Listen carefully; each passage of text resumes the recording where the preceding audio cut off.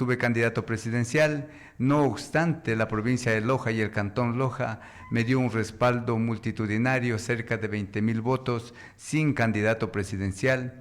Ese es un antecedente que motivó a mi organización política a que nuevamente participara como candidato a la Asamblea Nacional.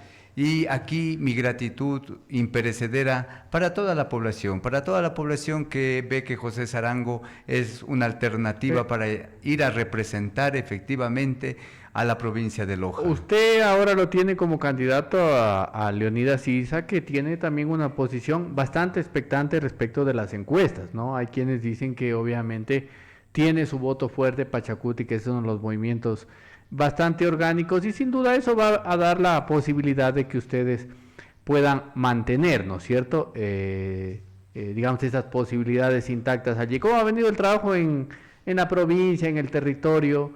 Obviamente usted tiene ya dos cantones fuertes, que es indudablemente Saraguro y Calvas, pero ¿cómo le ha ido en el resto de la provincia? Con el antecedente que la ocasión anterior en todos los cantones de la provincia obtuve votación, en diferentes porcentajes obviamente, pero de maravilla, de maravilla. Eso realmente alienta a seguir en este camino y ver que las cosas para nuestra provincia de Loja todo está por hacerse. Loja ha sido una provincia que en las últimas décadas ha sido abandonada en su totalidad. En otros tiempos se hablaba de la frontera viva, de esta guardiana irrelevable de la patria. Hoy en día nadie se acuerda de Loja, porque los representantes de Loja no han llevado la representación, se han olvidado de que son representantes del pueblo y no de sus chequeras, sino de sus grupos particulares. Pero ellos se han dedicado a eso. Mire que en tiempos anteriores teníamos en Loja un organismo de desarrollo que fomentaba el riego, que fomentaba la agricultura, la pequeña ganadería, ¿no es cierto? Pero esto lo desapareció un gobierno que, mejor no lo digo, con el voto de los asambleístas de Loja. Traicionaron a Loja. Ese tipo de representantes no puede volver a tener Loja. Loja es una provincia que no tiene sus problemas solucionados, tenemos una vialidad desastrosa, no obstante tenemos políticos ahí que han estado 14, 16, 20 años y la ciudadanía dice, es que la política no nos ha resuelto el problema.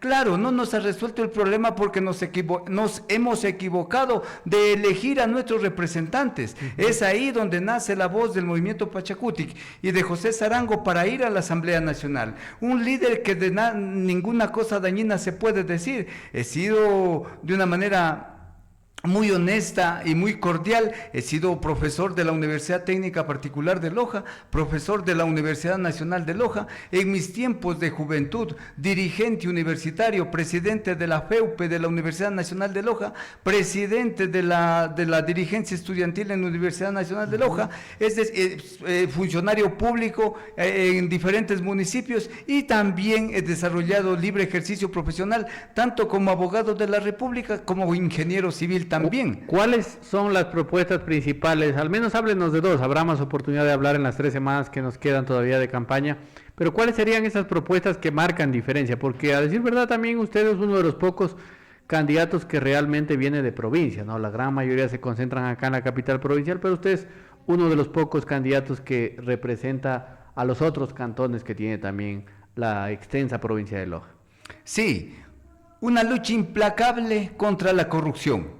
Y para eso, de manera concreta, reforma a la Ley Orgánica del Sistema Nacional de Contratación Pública, que en el artículo 15 actualmente manifiesta que los controles a la ejecución de la obra se la harán posterior a su culminación, es decir, cuando ya no hay nada que hacer. Nosotros ahí planteamos en la reforma a esta ley que los controles de supervisión, de fiscalización por parte de los organismos de control tiene que hacerse a los procesos precontractuales, es decir, antes, tiene que hacerse durante la ejecución de la obra y tiene que hacerse después de la ejecución de la obra, porque hemos visto en los últimos tiempos que en realidad se han hecho obra, pero obras que tenían que un periodo de vida útil de 25, 30 años, una vía, un sistema de agua potable que tienen ese tipo de duración hemos visto que no han pasado ni 12 años y ya no sirven. Las vías están destrozadas, vías de pavimento rígido, cuyo periodo de duración no es menos de 25 años. Entonces tiene que haber una fiscalización. Es la voz implacable de José Sarango para fiscalizar, porque todas esas obras se lo hace con el dinero de todos los ecuatorianos. Sí, sería bueno no vamos a permitir que se siga robando al bolsillo de los ecuatorianos. Sería bueno poner ejemplos, le decía ingeniero, por ejemplo, el paso lateral de Loja es un ejemplo de eso. El paso lateral de Loja, una vía de hormigón rígido que no sirve, que ha sido, y no ahora, hace 5 años ya falló, no tuvo ni 10 años de duración. El eje vial desde Catamayo, Gonzanamá, Cariamanga, Sosoranga, Macará, está totalmente destruido, y hablamos por el eje desde Catamayo, Catacocha, el empalme, Macará, también está totalmente destruido. Obras que debieron de haber durado al menos 25 años, porque como ingeniero civil sí le puedo afirmar con conocimiento de causa, toda obra se la diseña para un periodo de vida útil, y aquí hemos visto que las obras ya no sirven. La vía Loja-Cuenca es un desastre. Entonces se hizo inversión de recursos, pero finalmente la obra no sirve. ¿Qué significa eso? Que le robaron los recursos públicos al pueblo ecuatoriano. Por ejemplo, yo ahí estoy en desacuerdo, y creo que en algún momento lo planteaba el ex asambleísta ya fallecido Fernando Villavicencio, ¿no? Que luego cuando llegó ya no hizo absolutamente nada. Pero por ejemplo, yo estoy en desacuerdo con este tema de los consorcios en contratación pública, ¿no? Porque básicamente se crean consorcios para la obra, luego desaparecen y no hay a quien reclamar, ¿no? Ojalá podamos volver a esas otras modalidades. Por ahí algún día un ex asambleísta lojano hasta interpretaba mal que nos queremos oponer a la libertad de empresa. No es oponerse a eso, sino darle la posibilidad que empresas serias, que puedan responder incluso a ese tema de la obra pública, como usted lo está manifestando, ¿no? Exactamente, y estas empresas fantasmas desaparecen de la noche a la mañana. Entonces, cuando ya se ha terminado la obra, cuando se han llevado todo el tongo, cuando ya le han robado al pueblo ecuatoriano, ese momento pensar que se va a recuperar ese dinero, el adagio popular dice: el lagarto que traga no vomita, y eso ha pasado, y muchas veces se ve que estos famosos contratistas ya están en otros países, que esos representantes con responsabilidad política ya están en otros países. Entonces no podemos permitir eso. Por eso es lo que yo digo y pido la ciudadanía: ayuden, confiemos, construyamos Loja, y para eso tenemos que votar este 9 de febrero por José Sarango a la Asamblea Nacional y por Leonidas Issa a la Presidencia de la República. Bueno, seguramente tras de usted, ya que ha aclarado que usted es ingeniero civil, usted conocerá que acá hay grandes perjudicados, ¿no es cierto?, en el tema de obras públicas. Muchos ingenieros civiles, arquitectos, constructores en general, a los que inclusive los subcontratan y que luego los dejan en el aire, ¿no? O sea, finalmente está pasando mucho de ese tema, y seguramente muchos de sus colegas, amigos han vivido esa realidad. Tuve la oportunidad de participar en una reunión que se realizó acá abajo en el recinto ferial, y habían unos colegas, no le miento, lloraban al ver cómo estaban sus familias destrozadas porque les engañaron, los subcontrataron y finalmente les fueron debiendo todo. Yo he tenido la oportunidad de conversar con personas de un restaurante pequeño, que vendía almuerzos, hasta ellos les fueron debiendo. Esa pobre gente llora al ver que no le pagaron una pequeña cantidad y ellos quedaron perjudicados, y así por el estilo. Entonces no podemos tener, mi estimado ingeniero, personajes que hacen la administración pública para robar. Eso no puede continuar. Entonces es necesario fijar una línea de eticidad, de valores de la familia ecuatoriana, que no todos son corruptos. Entonces, de acuerdo a eso, hacer una nueva provincia y hacer un nuevo país, mi estimado ingeniero. Karinita, ¿tenemos una llamada, Prede? ¿No? Yo nomás soy el confundido. Bueno, le decía que también usted es uno de los representantes de la provincia. ¿Qué hacer por la provincia, por todos estos territorios que a veces están abandonados? A todos les va a oír generalmente hablando del agro, del apoyo al campesino. Ayer en algunas, pues no voy a particularizar, pero ayer algunos candidatos parecía como que vivían en Suiza, en Europa, y quizás a veces hay que plantearle cosas más terrenales, ¿no es cierto?, a nuestro campesino y al agro en general. Exactamente, mi estimado ingeniero, y de una forma concreta, porque José Sarango sí sabe cómo hacer las cosas, ¿no? Por algo soy técnico y también profesional del derecho. Mire, existe el artículo 249 de la Constitución de la República, que de forma sucinta dice, se atenderá de manera preferencial en el aspecto socioeconómico a los cantones de frontera que se encuentren en una franja de 40 kilómetros. Dice la Constitución, y la Ley de Desarrollo Fronterizo desarrolla este precepto constitucional. Y en el artículo 6 de esta ley dice, en la distribución del presupuesto general del Estado, a estos cantones se les hará una asignación presupuestaria ponderada en el 150% más que un cantón que se encuentre al interior de similares características. ¿Qué significa esto? Que si un cantón de la provincia de La Suay se le asigna $100,000 en un ejemplo, a un cantón fronterizo de la provincia de Loja se le tiene que asignar $250,000. Como sí sucede, por ejemplo, con los municipios, gobiernos, con los GATS en general, en la región amazónica. En la región amazónica. En la región amazónica reciben, yo he hecho el cálculo per cápita, a veces hasta 10, 12 veces más que cualquier cantón de los normales, ¿no? Exacto, pero es que acá está la norma, la ley existe, pero nadie hace el cumplimiento, nadie dice Loja también es Ecuador.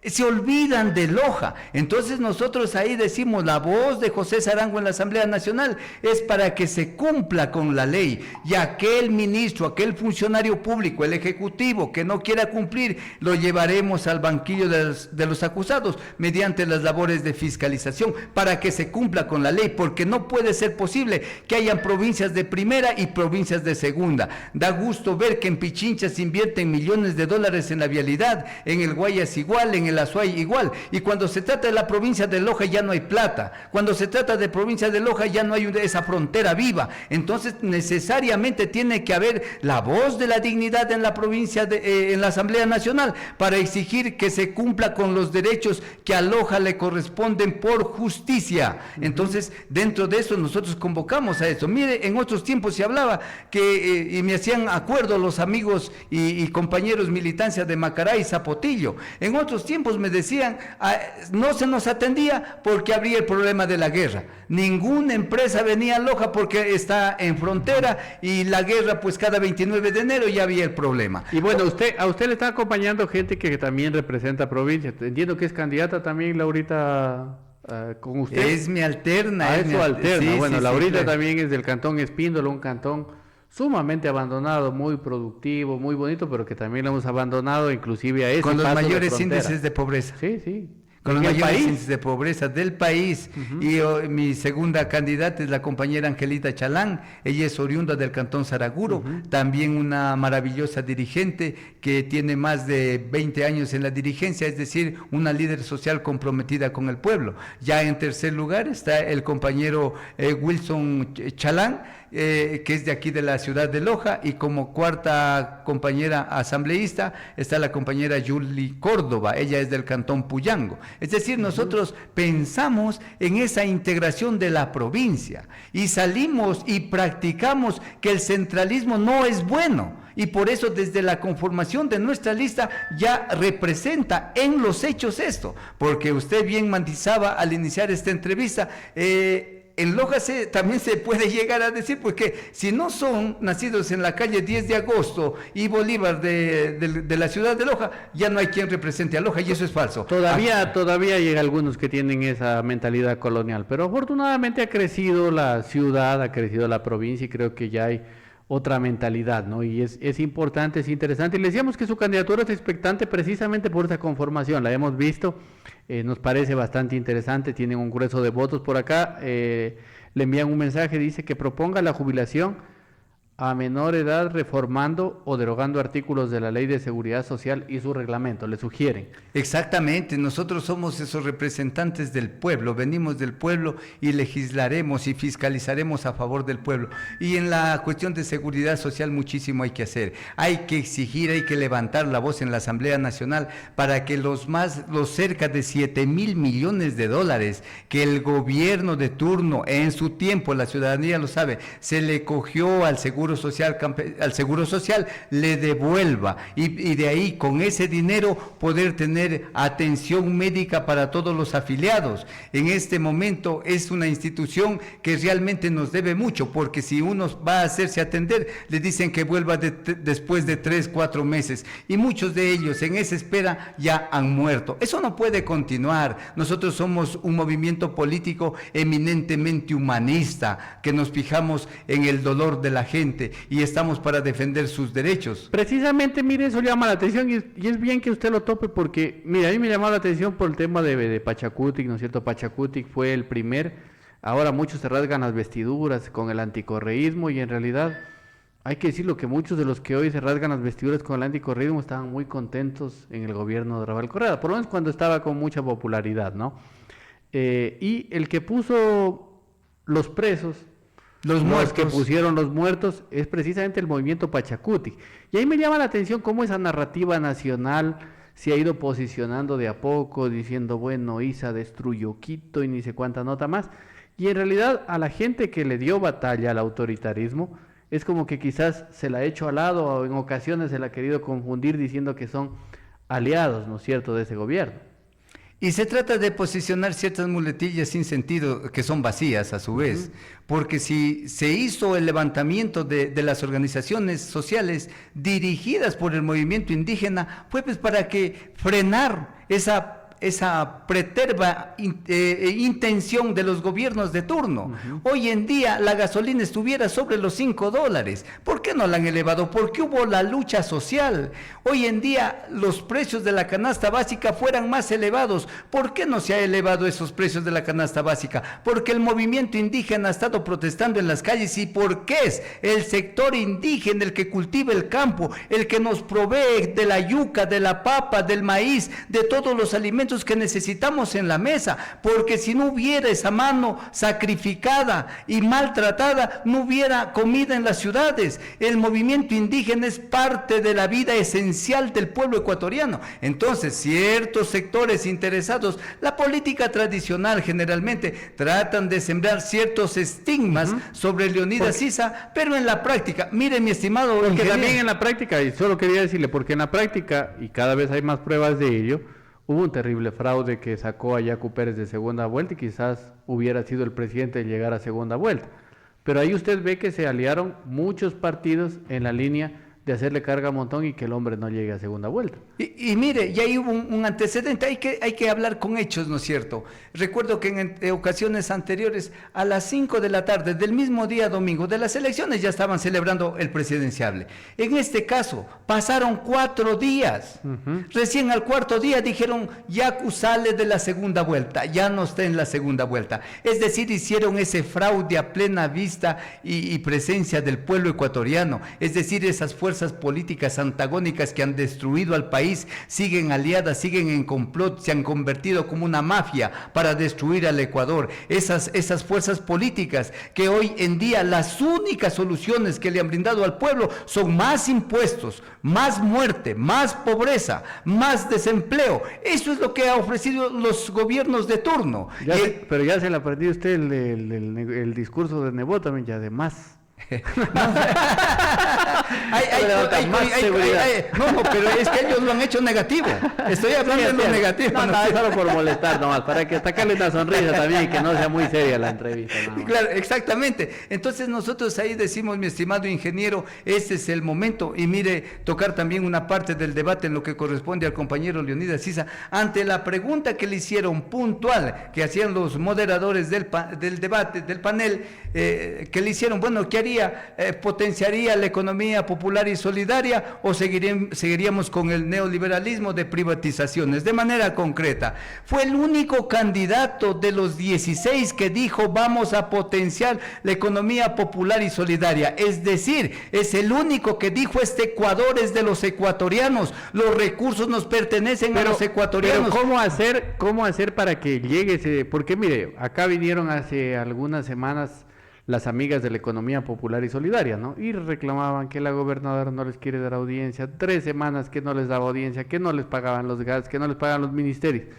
2 semanas después, y no sé si les pagarían o no, pero ellas haciendo campaña por el mismo gobierno que les está debiendo el tema de la economía popular y solidaria, ¿no? O sea, ¿cómo hacer también para crear conciencia en esas personas que a veces terminan votando por sus verdugos también?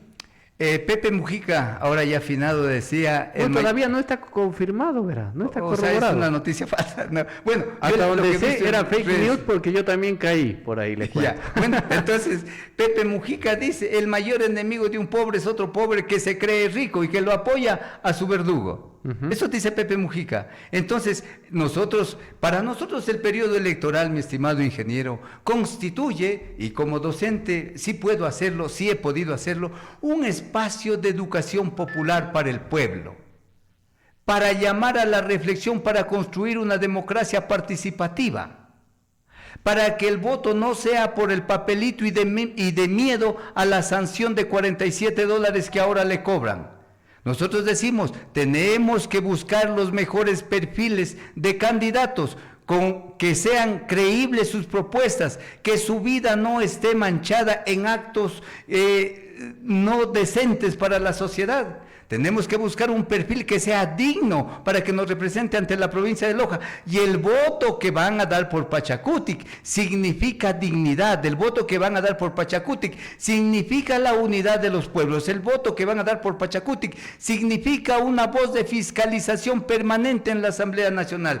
El voto que van a dar por Pachacutic significa hacer leyes a favor del pueblo, no de la troncha. Y cuando digo troncha, recuerdo que el año pasado, al iniciarse el año, aprobaron la ley No Más Apagones, y cuando llegaron los meses de octubre, noviembre y diciembre, lo que más hubo fueron apagones. ¿Qué pasó con esos legisladores que aprobaron con más de 130 votos esa ley? Entonces, ¿qué tipo de legisladores tenemos también? Entonces, es un cuestionamiento para el pueblo. En este caso, yo siempre he dicho, las grandes transformaciones de los pueblos, de las naciones, no lo hacen los líderes simplemente van adelante. Son las masas poblacionales, la población en general, la que se volca y genera ese cambio. Y nosotros llamamos a eso, para que se vote de una manera cívico-patriótica y hagamos de la provincia de Loja una provincia próspera, con voz en el contexto nacional, mi estimado ingeniero. Ingeniero, ¿habrá más oportunidad? Por acá también le sugieren, dice, ¿vale hacer algún momento algún debate? Sí, vamos a tratar de organizarlo, coordinar acá con el gerente de la radio, con Karinita también, para ver